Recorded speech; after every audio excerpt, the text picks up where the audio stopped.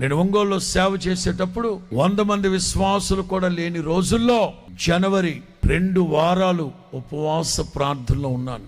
15వ తారీఖు రాత్రి మధ్యరాత్రి ప్రార్థనలోనే ఉన్నాను. ఒంగోలు మందిరం మీదుగా ట్రాక్టర్ వెళ్ళిన శబ్దం వచ్చింది, ఆగింది.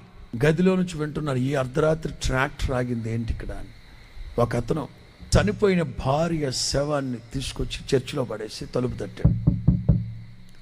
ఏంటని చూస్తే చనిపోయింది. ఏంటంటే సాయంత్రం 9 గంటలప్పుడు నీళ్లు పడుతుంటే పాము కాటేసింది, హాస్పిటల్కి తీసుకెళ్ళాం. ఇందాకే చచ్చిపోయిందని సర్టిఫికేట్ ఇచ్చి పంపించేశారు. 2 వారాలుగా ఉపవాసం ఉన్నారు కదన్నా, దేవుని శక్తి మీలో ఉంటుంది, ప్రార్థన చేయండి. సడన్గా ప్రభువు చెప్తున్నారు, ప్రార్థన చేయి, నేను లేపుతా. మోకరించి ఎక్కడ పాము కాటేసింది చూపెట్టాడు.